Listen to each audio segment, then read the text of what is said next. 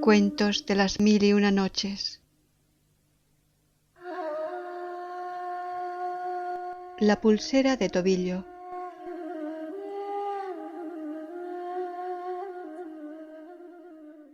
Se dice, entre lo que se dice, que en una ciudad había 3 hermanas, hijas del mismo padre, pero no de la misma madre, que vivían juntas hilando lino para ganarse la vida.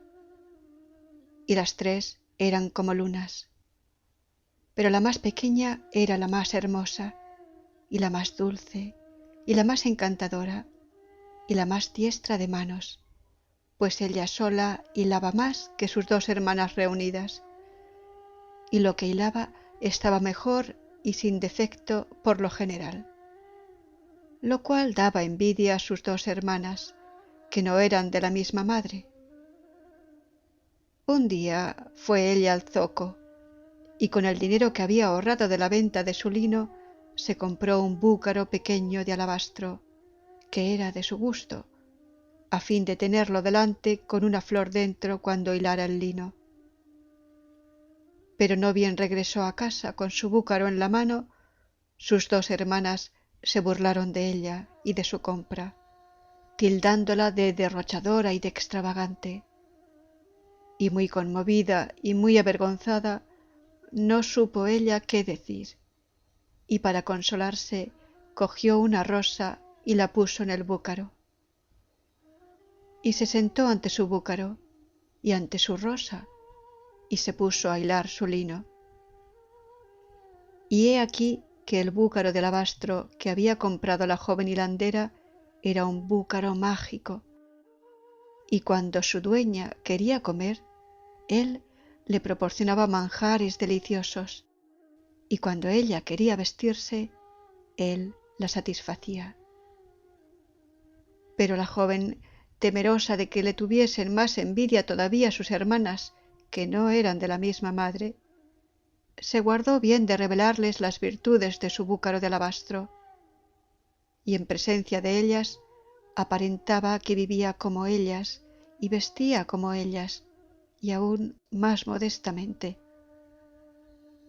Pero cuando salían sus hermanas, se encerraba completamente sola en su cuarto, ponía delante de ella su búcaro de alabastro, lo acariciaba dulcemente y le decía: «Oh, bucarito mío, oh, bucarito mío, hoy quiero tal y cual cosa».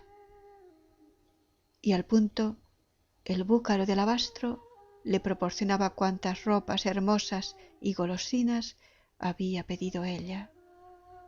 Y a solas consigo misma, la joven se vestía con trajes de seda y oro y se adornaba con alhajas, se ponía sortijas en todos los dedos, pulseras en las muñecas y en los tobillos, y comía golosinas deliciosas.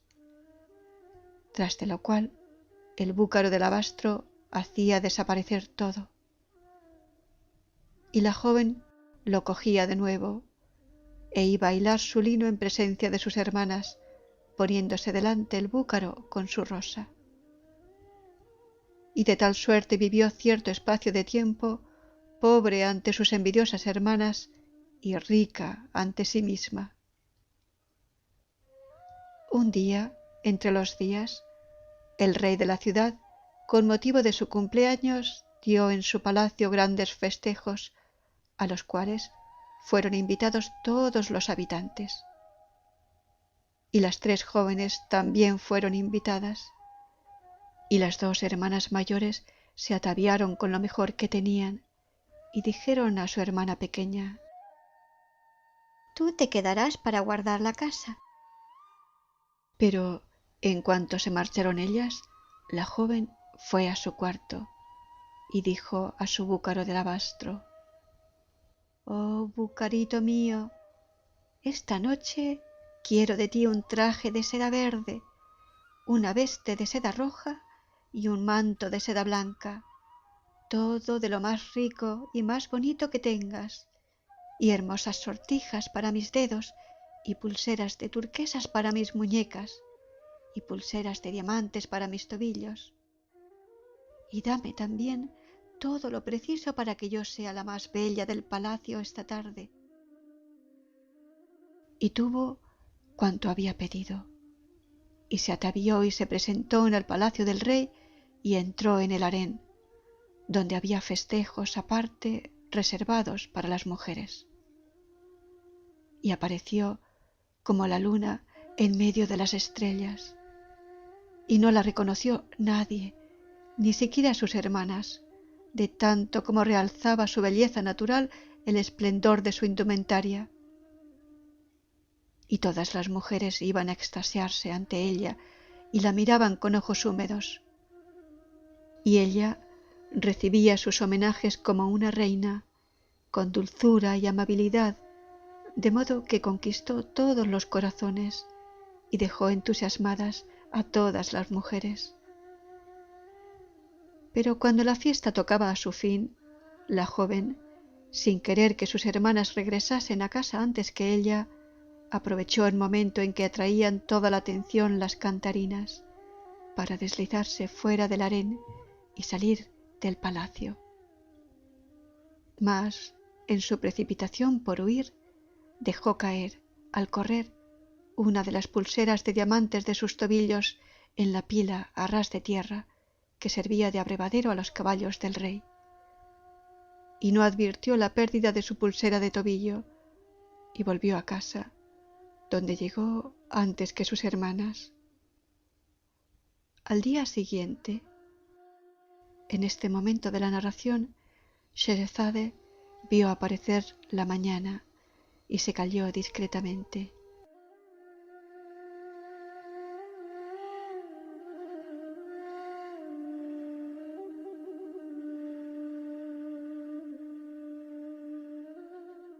Y cuando llegó la noche 883, ella dijo: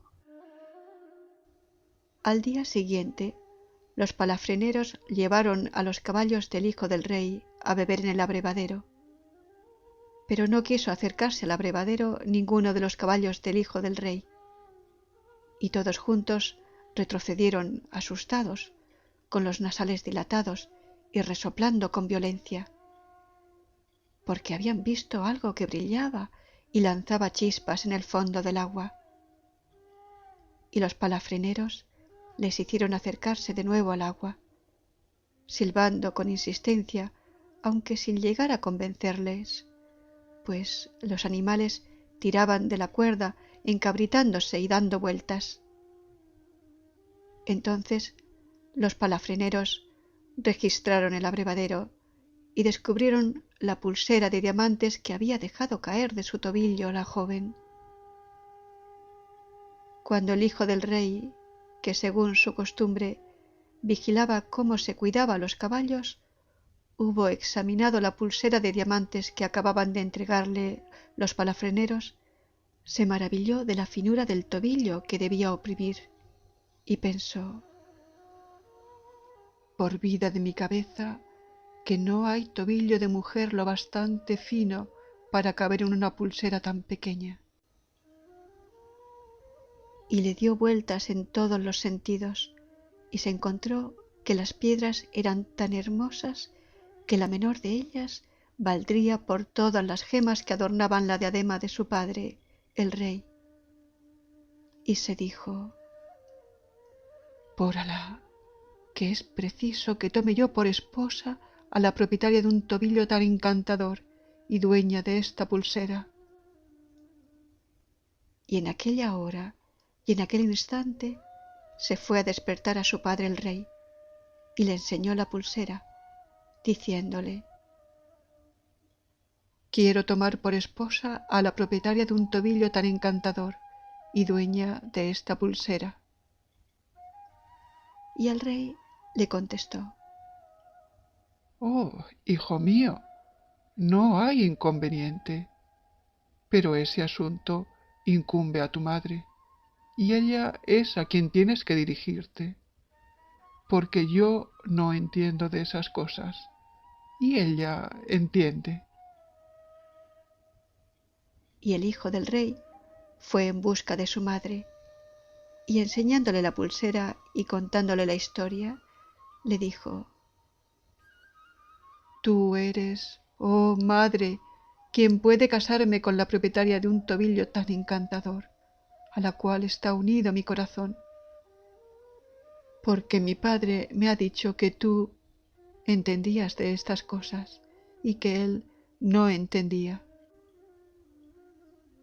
Y se irguió sobre ambos pies, y llamó a sus mujeres, y salió con ellas en busca de la dueña de la pulsera.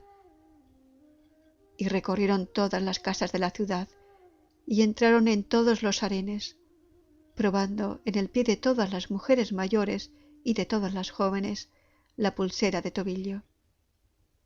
Pero todos los pies resultaron demasiado grandes para la estrechez del objeto, y al cabo de 15 días de pesquisas vanas y pruebas, llegaron a casa de las 3 hermanas, y lanzó un estridente grito de alegría al comprobar que se ajustaba a maravilla al tobillo de la más pequeña.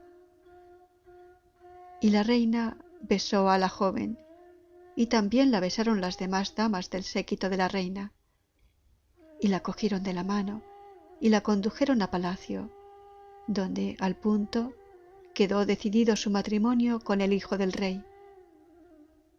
Y comenzaron las ceremonias de las bodas, que debían durar 40 días y 40 noches. Y he aquí que el último día, después de ser conducida la joven al hammam, sus hermanas, a quienes se había llevado ella consigo, a fin de que compartiesen su alegría y se convirtieran en grandes damas de palacio, la vistieron y la peinaron.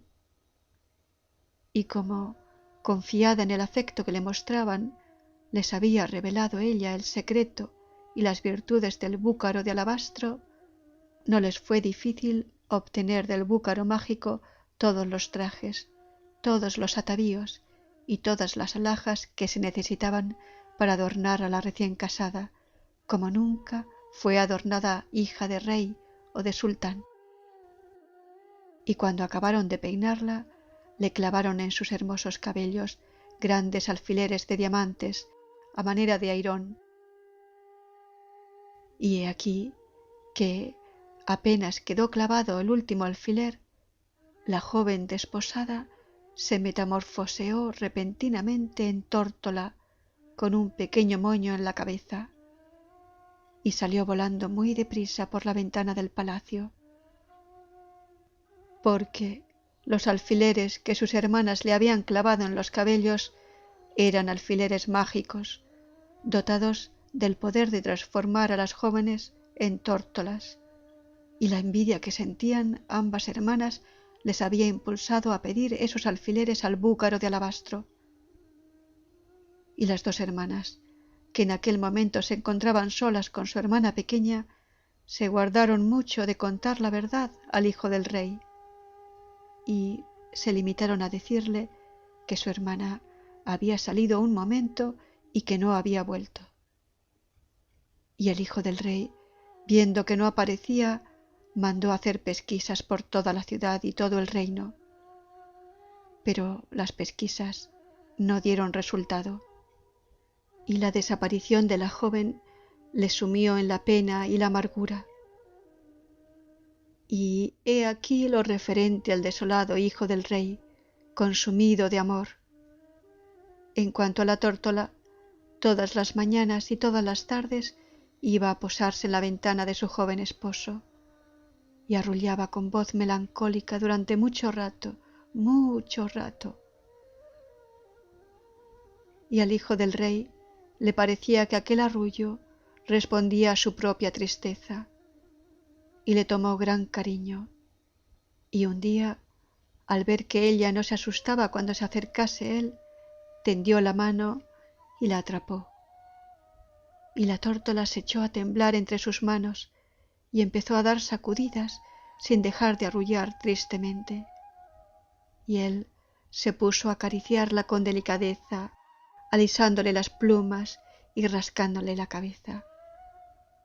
Y he aquí que, al rascarle la cabeza, sintió bajo sus dedos unos pequeños objetos duros como cabezas de alfiler, y los extrajo del moño delicadamente, uno tras otro, y cuando él le hubo sacado el último alfiler, la tórtola dio una sacudida y de nuevo se tornó en joven.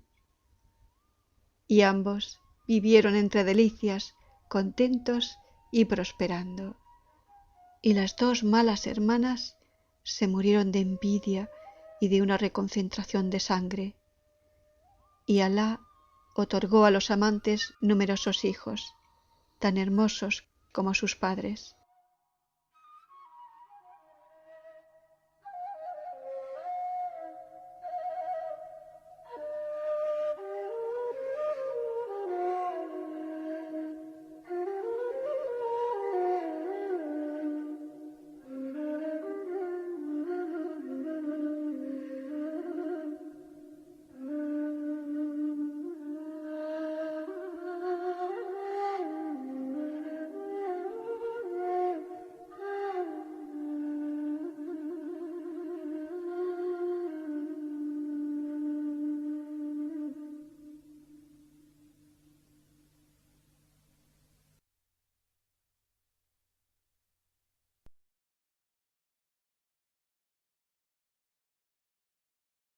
Historia de Abdullah, el mendigo ciego. Leído por Alba para albalearning.com.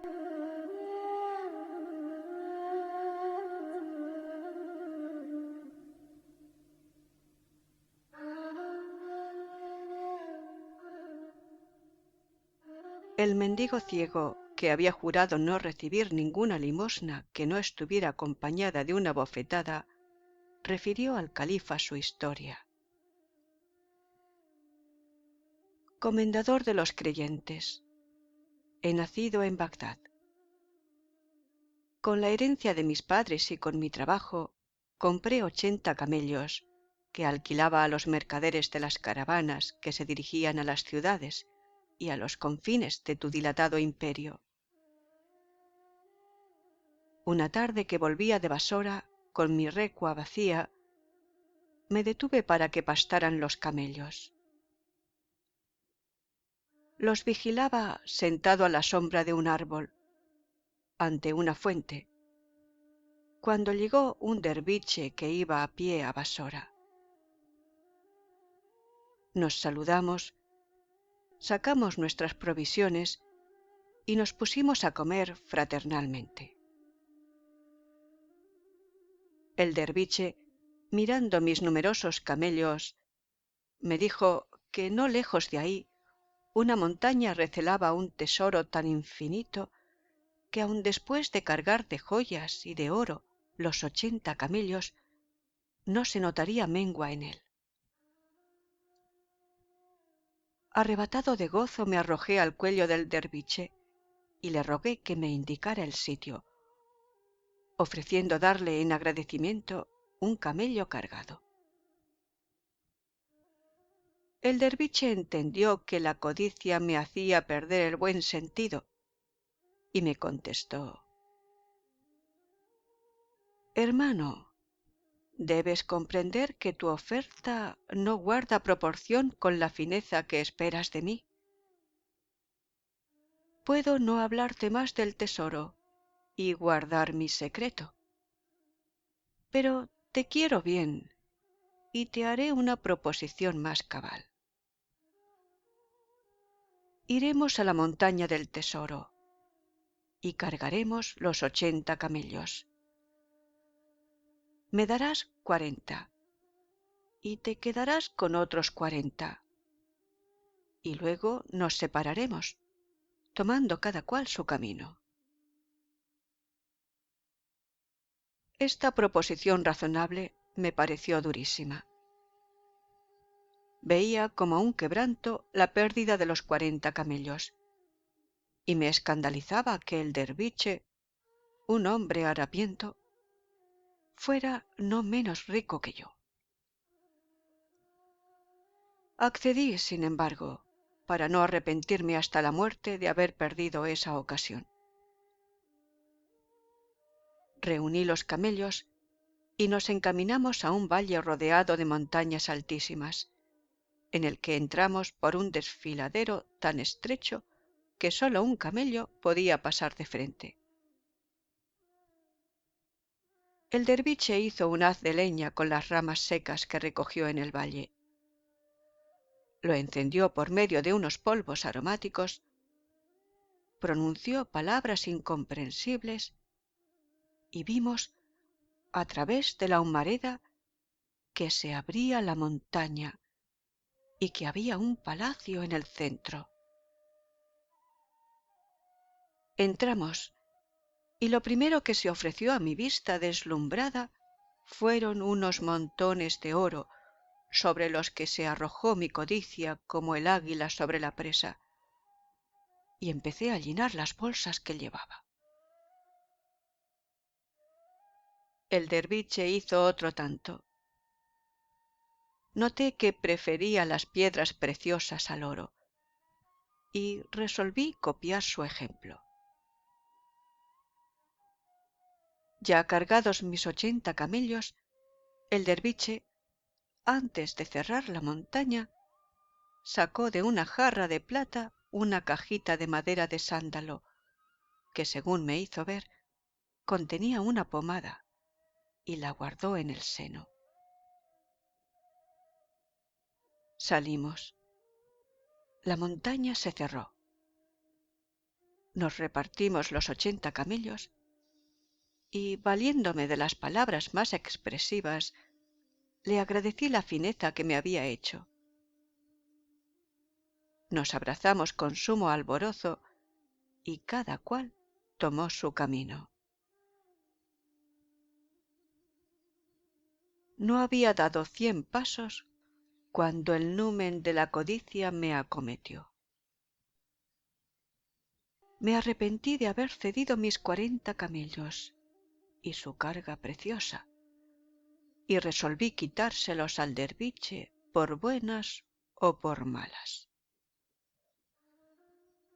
El derviche no necesitaba esas riquezas, pensé. Conoce el lugar del tesoro. Además, está hecho a la indigencia. Hice parar mis camellos y retrocedí corriendo y gritando para que se detuviera el derviche. Lo alcancé. «Hermano», le dije, «he reflexionado que eres un hombre acostumbrado a vivir pacíficamente, solo experto en la oración y en la devoción, y que no podrás nunca dirigir 40 camellos.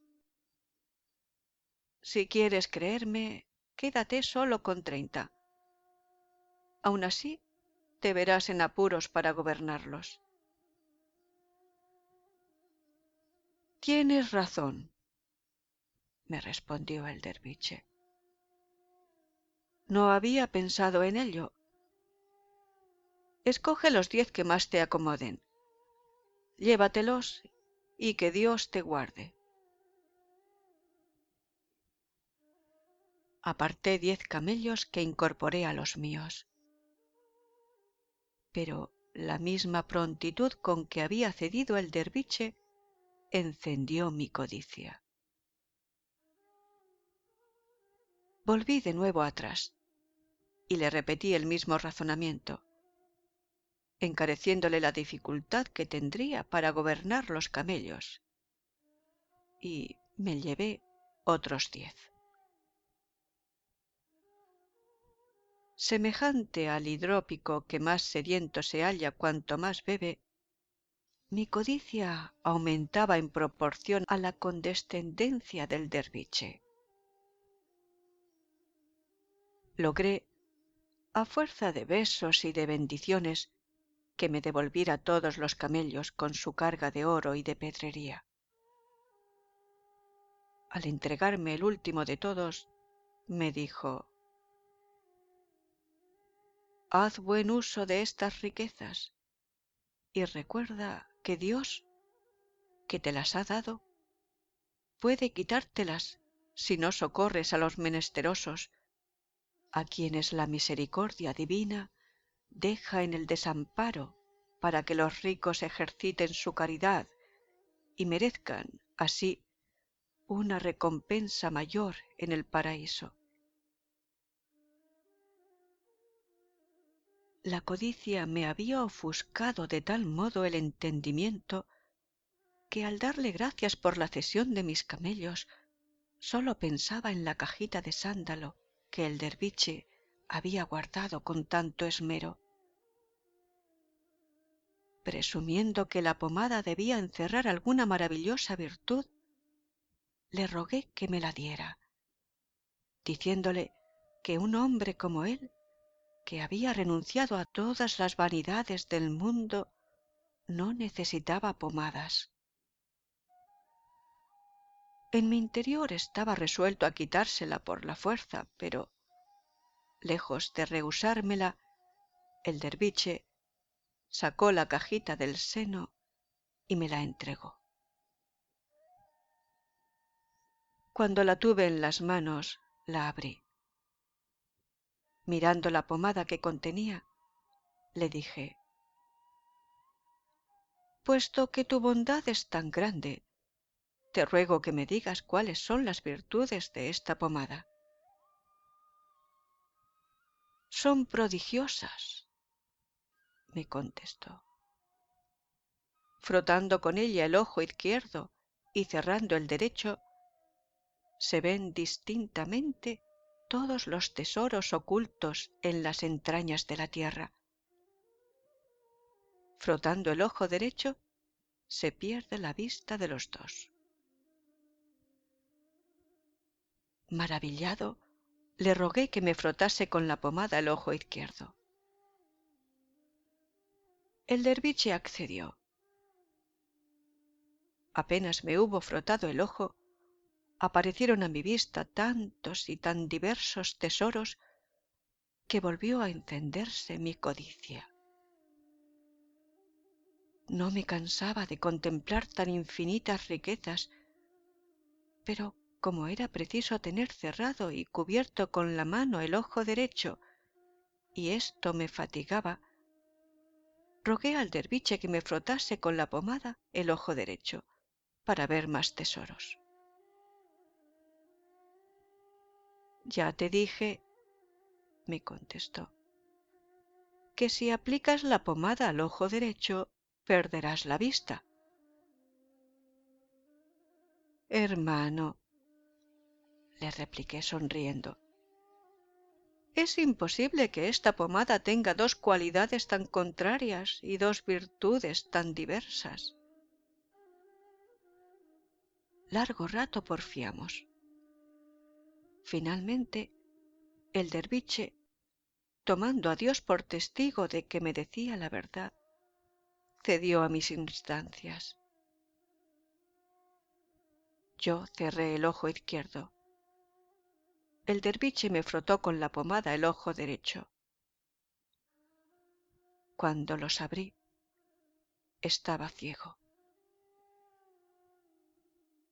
Aunque tarde, conocí que el miserable deseo de riquezas me había perdido, y maldije mi desmesurada codicia.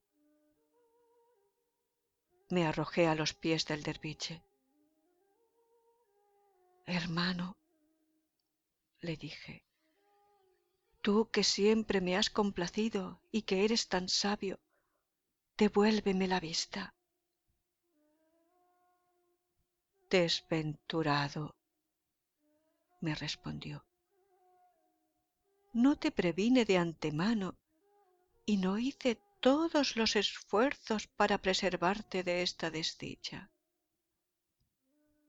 Conozco, sí, muchos secretos, como has podido comprobar en el tiempo que hemos estado juntos, pero no conozco el secreto capaz de devolverte la luz. Dios te había colmado de riquezas que eras indigno de poseer. Te las ha quitado para castigar tu codicia». Reunió mis 80 camellos y prosiguió con ellos su camino, dejándome solo y desamparado, sin atender a mis lágrimas y a mis súplicas. Desesperado, no sé cuántos días erré por esas montañas. Unos peregrinos me recogieron.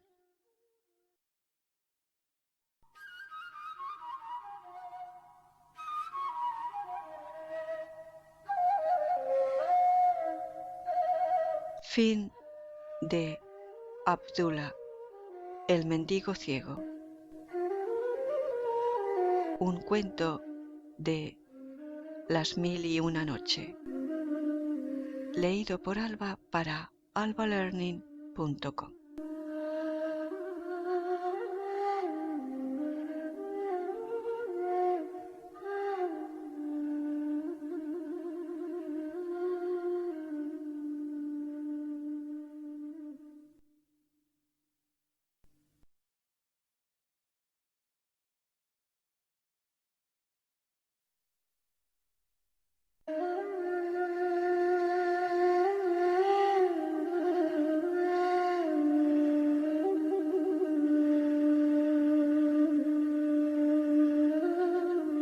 Hola a todos, soy Alba y les hablo desde España.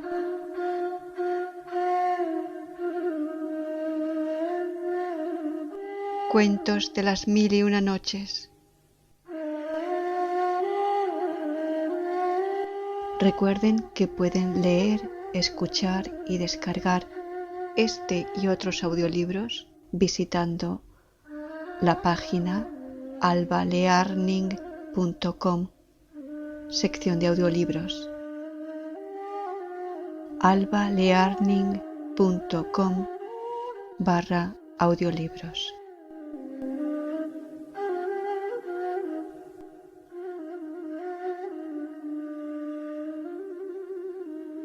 Cuentos de las 1001 noches. Los ocios encantadores de la adolescencia desocupada. El mozalbete de la cabeza dura y su hermana, la del pie pequeño.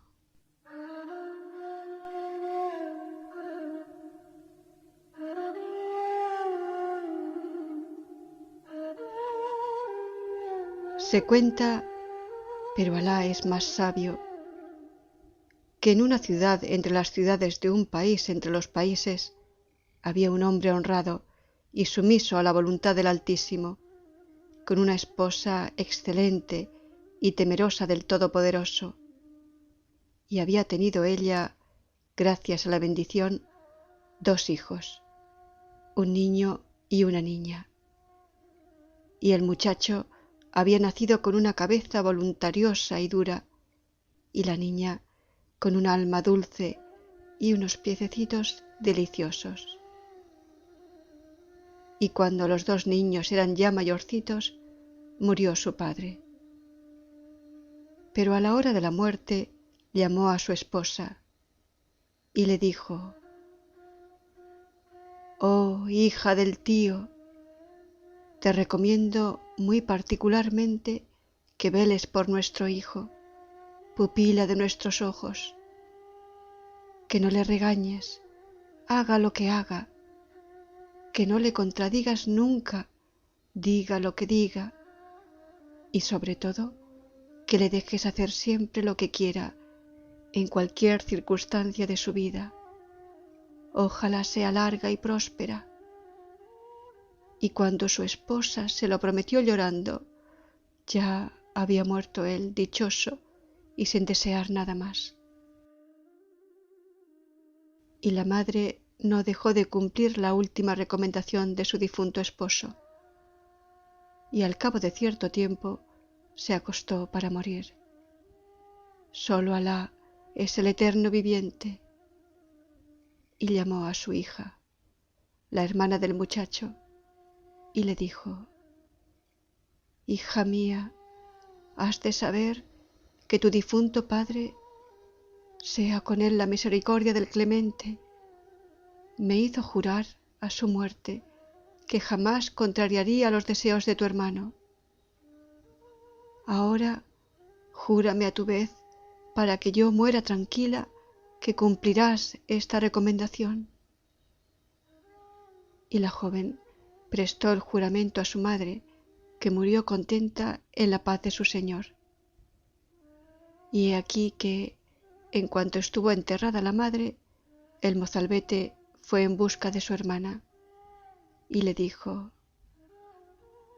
«Escucha, oh hija de mi padre y de mi madre, quiero en esta hora y en este instante reunir en casa todo lo que posee nuestra mano en muebles, cosechas, búfalos, cabras y, en una palabra, cuanto nos ha dejado nuestro padre, y quemar el continente con el contenido». Y la joven, llena de estupor, abrió sus grandes ojos y exclamó, olvidando la recomendación: «Oh, querido, pero si haces eso, ¿qué va a ser de nosotros?». Y contestó él: «Ya verás». E hizo lo que había dicho. Amontonando todo en la casa, le prendió fuego, y se convirtió en llamas todo, bienes y fondos.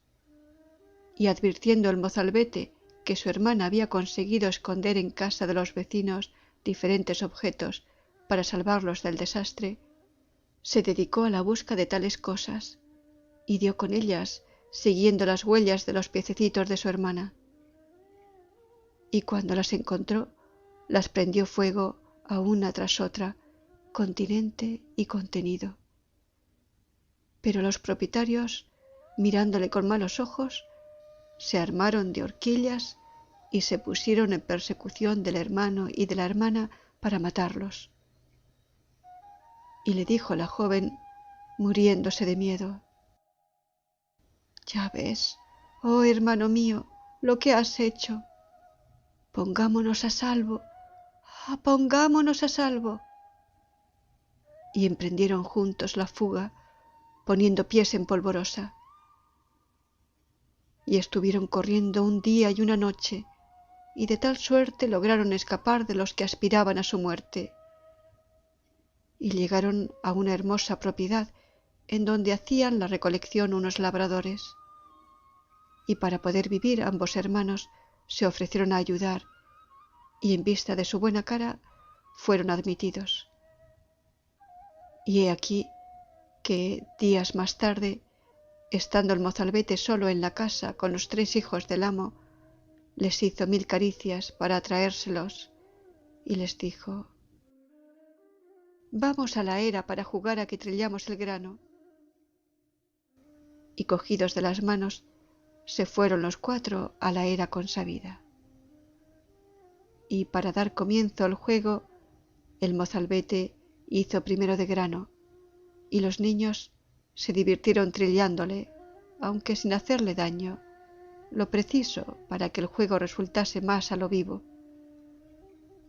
Y les tocó a su vez convertirse en grano, e hicieron de grano, y el mozalbete los trilló como si fuesen granos, y los trilló tan bien que les hizo papilla, y murieron en la era.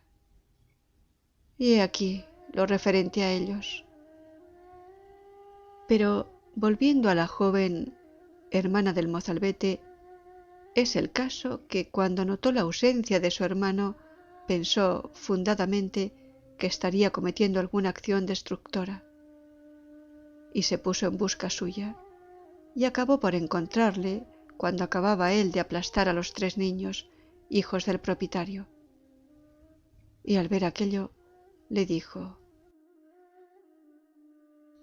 «Pongámonos a salvo pronto, oh hermano mío, pongámonos a salvo pronto.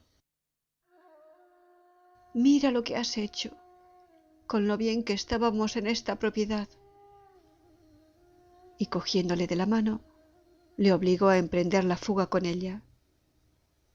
Y como la cosa entraba en sus proyectos, se dejó él arrastrar. Y partieron.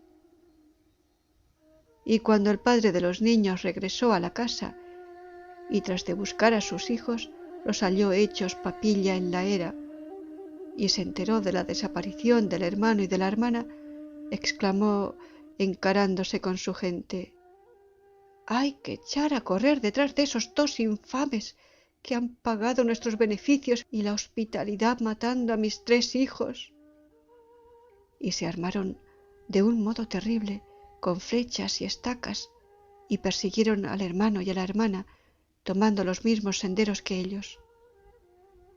Y a la caída de la noche llegaron a un árbol muy gordo y muy alto, al pie del cual se acostaron en espera del día.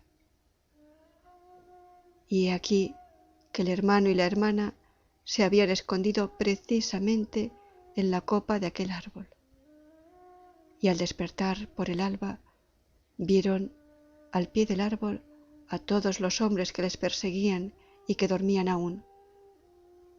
Y el mozalbete dijo a su hermana, mostrándole al amo, padre de los 3 niños: ¿Ves a ese tan alto que está durmiendo? Pues bien, voy a hacer mis necesidades sobre su cabeza. Y la hermana, llena de terror, se dio un manotazo en la boca y le dijo: Estamos perdidos sin remedio, no hagas eso, oh querido mío. Todavía no saben que estamos escondidos encima de su cabeza, y si continúas tranquilo, se marcharán y nos veremos libres. Pero dijo él: No quiero. Y añadió: Tengo ganas de hacer mis necesidades en la cabeza de ese hombre alto. Y se acurrucó en la rama más alta y se meó, y dejó caer sus excrementos en la cabeza y el rostro del amo, que hubo de quedar inundado. Eso fue todo. Y el hombre, al sentir aquellas cosas, se despertó sobresaltado y divisó en la copa del árbol al mozalbete, que se limpiaba tranquilamente con las hojas. Y en el límite extremo del furor cogió su arco y disparó sus flechas al hermano y a la hermana. Pero como el árbol era muy alto, las flechas no les alcanzaban, enredándose en las ramas. Entonces despertó a sus gentes y les dijo: «¡Derribad ese árbol!». Y la joven, al oír estas palabras, dijo a su hermano el mozalbete: «Ya lo ves, estamos perdidos». Él preguntó: «¿Quién te lo ha dicho?». Ella contestó: «Vaya un suplicio que nos harán sufrir a causa de lo que has hecho». Él dijo: «Todavía no estamos entre sus manos». Y en el mismo momento, un gran pájaro rojo que los había visto pasar por allí descendió sobre ellos y se los llevó a ambos en sus garras. Y emprendió el vuelo con ellos, en tanto que el árbol caía a impulso de los hachazos, y el amo, burlado, estallaba de rabia y de furor reconcentrados.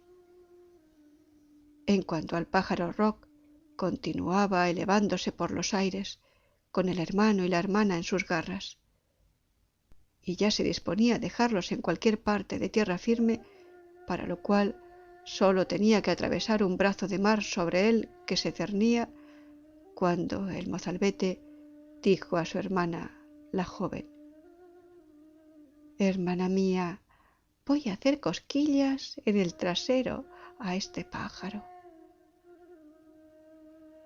Y la joven, con el corazón agitado de espanto, exclamó con temblorosa voz: «Oh, por favor, querido, no hagas eso, no hagas eso, porque nos soltará y nos caeremos». Él dijo: «Tengo muchas ganas de hacer cosquillas en el trasero a este pájaro». Ella dijo: «Moriremos». Él dijo: «Lo haré, y va a ser así». E hizo lo que había dicho, y el pájaro cosquilleado se sobresaltó mucho, de tanto como le desagradó la cosa, y soltó su presa, que era el hermano y la hermana. y cayeron al mar, y fueron a parar al fondo del mar, que era excesivamente profundo. Pero, como sabían nadar, pudieron salir a la superficie del agua y ganar la orilla. Sin embargo, no veían nada y no distinguían nada, exactamente igual que si estuviese en medio de una noche negra, porque el país en que se hallaban era el país de las tinieblas.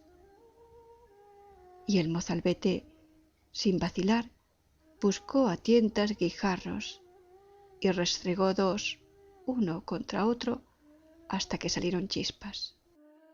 Y recogió leña en gran cantidad, y con ella hizo un montón enorme, al que prendió fuego por medio de los dos guijarros. Y cuando ardió todo el montón, vieron claro.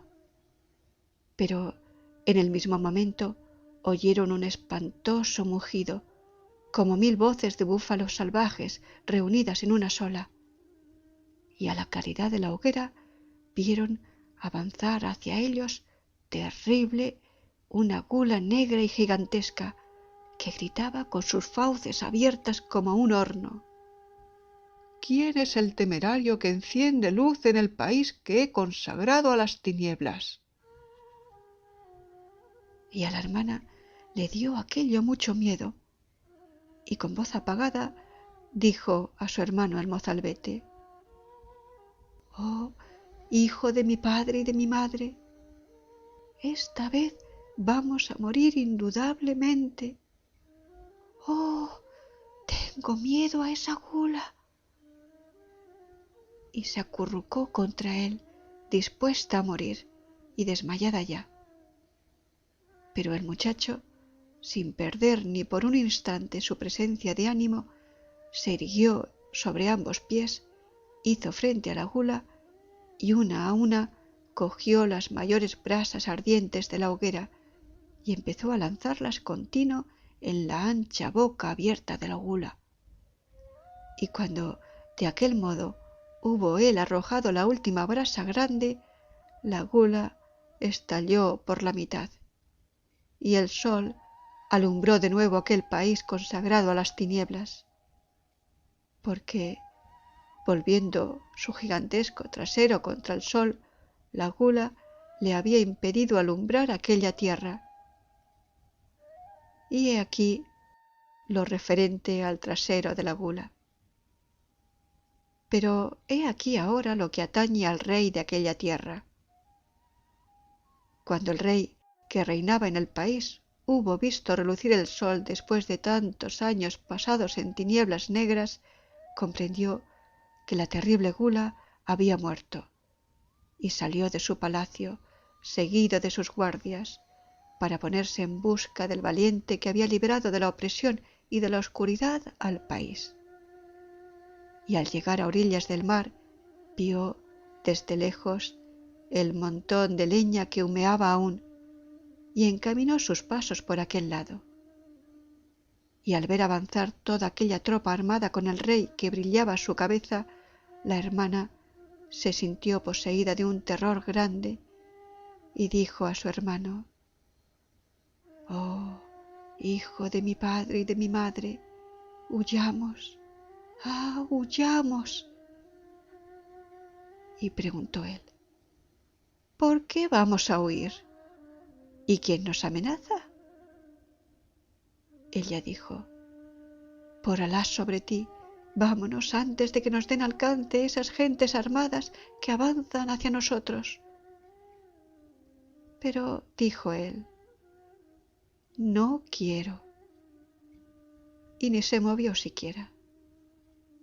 Y el rey llegó con su tropa a las proximidades de la hoguera humeante y encontró a la gula hecha 1000 pedazos, y junto a ella vio una pequeña sandalia de muchacha. Era una sandalia que se le había salido de su piececito a la hermana cuando corría a refugiarse con su hermano detrás de un montículo, a donde había ido él a tenderse para descansar algo. Y el rey dijo a sus gentes: «Indudablemente es una sandalia de la que ha matado a la gula y nos ha librado de la oscuridad.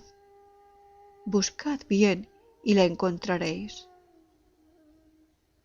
Y la joven oyó estas palabras y se atrevió a salir detrás del montículo y a acercarse al rey. Y se arrojó a sus plantas, implorando la salvaguardia. Y el rey vio en el pie de ella la sandalia compañera de la que se había encontrado. Y levantó a la joven y la besó y le dijo: «Oh joven bendita, ¿eres tú quien ha matado a esta terrible gula?». Ella contestó: «Es mi hermano, oh rey». Él preguntó: «¿Y dónde está ese valiente?». Ella dijo: «¿No le hará daño nadie?». Él dijo: «Al contrario». Entonces fue detrás de la roca y cogió de la mano al mozalbete, que se dejó hacer.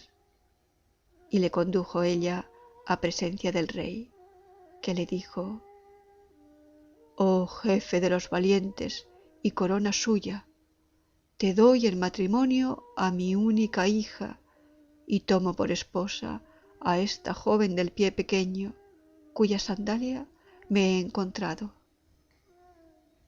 Y el muchacho dijo: «No hay inconveniente». Y vivieron todos en las delicias, contentos y prosperando.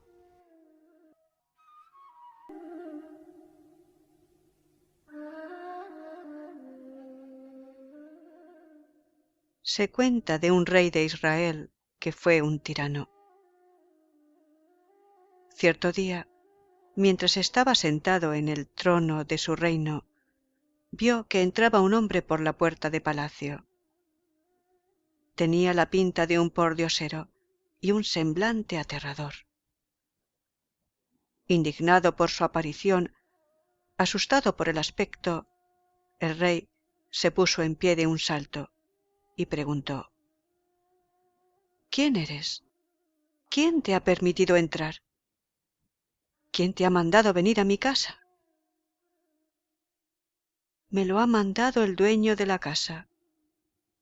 A mí no me anuncian los chambelanes, ni necesito permiso para presentarme ante reyes, ni me asusta la autoridad de los sultanes, ni sus numerosos soldados. Yo soy aquel que no respeta a los tiranos. Nadie puede escapar a mi abrazo.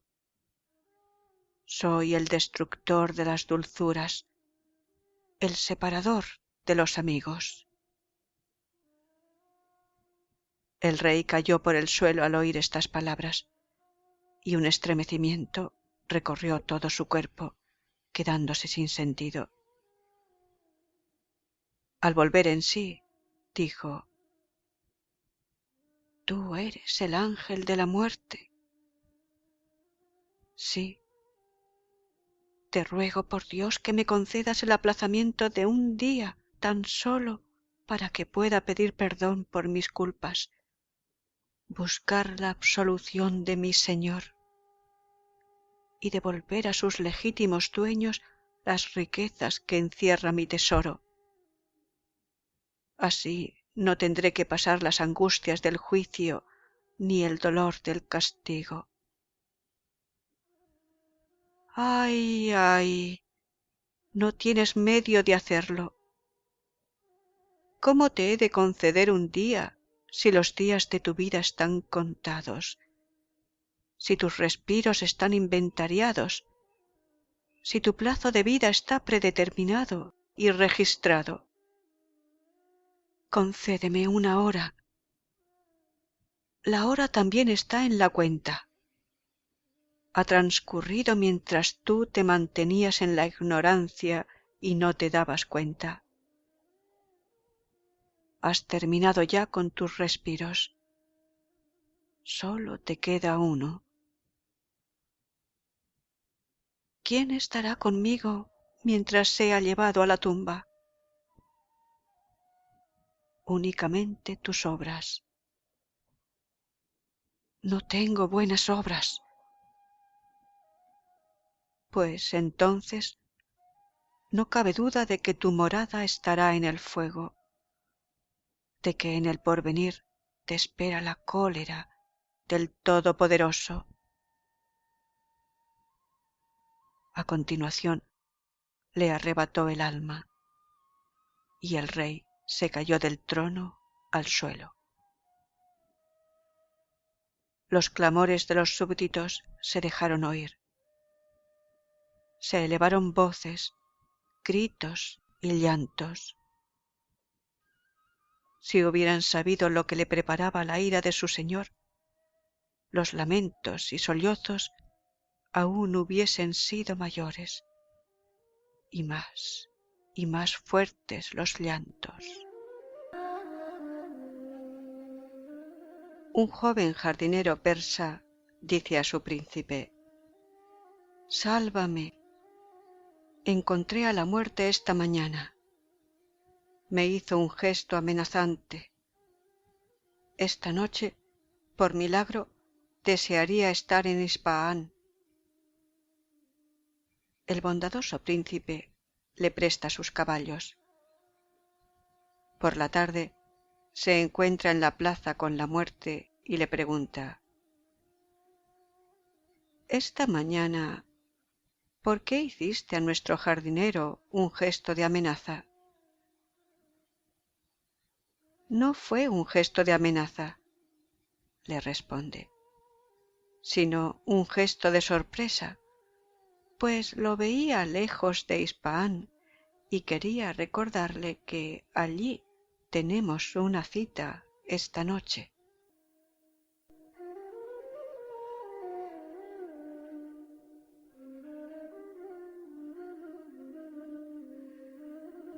Cuentos de las 1001 noche, leídos por Alba para albalearning.com.